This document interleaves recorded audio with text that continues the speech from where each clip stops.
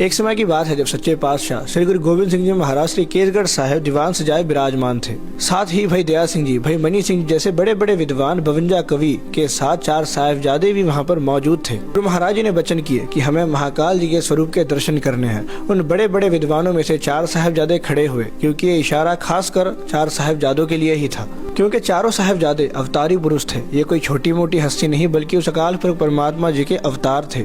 चारों साहिबजादों में से छोटे साहिबजादे बाबा फतेह सिंह जी ने बुंगे साहिब में जाकर कुंडी लगा ली।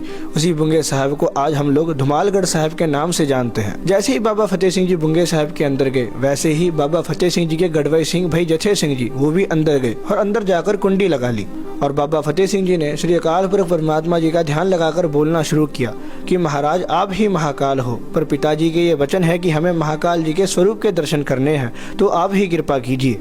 जैसे ही बाबा फतेह सिंह जी ने बेनती की, वैसे ही श्री अकाल पुरख परमात्मा जी ने अपने निर्गुण स्वरूप से अपने सरगुण स्वरूप में प्रकट होकर बाबा जी को दर्शन दिए। और साथ ही बाबा फतेह सिंह जी को नीला बाणा पहनाकर धुमाला सजाया और साथ ही फरला झुलाकर मत्थे पर एक फौलाद का खंडा समेत बहुत सारे शस्त्र सजाए। और फिर हाथ में एक सोटा लेकर बाबा फतेह सिंह जी तैयार पर तैयार होकर अकाल अकाल अकाल के जयकारे लगाते हुए श्री धुमालगढ़ साहिब से श्री केसगढ़ साहिब जा पहुंचे।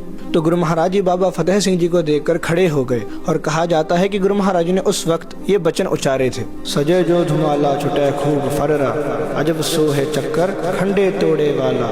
गुरु जी ने फतेह सिंह जी को बुलाया, चला गो तोर जैसा पंथ ऐसा मुख से लाया। यह वचन गुरु महाराज जी ने बाबा फतेह सिंह जी से कहा और तब से ही नहंग फौज ने भी अकाली बाणा अकाली धुमाला धारण किया। और क्योंकि बाबा फतेह सिंह जी गुरु महाराज जी के लाडले थे, इसलिए सारी नहंग फौज को गुरु की लाडली फौज भी कहा जाता है। और सारी नहंग फौज बाबा फतेह सिंह जी को अपना जत्थेदार मानती है।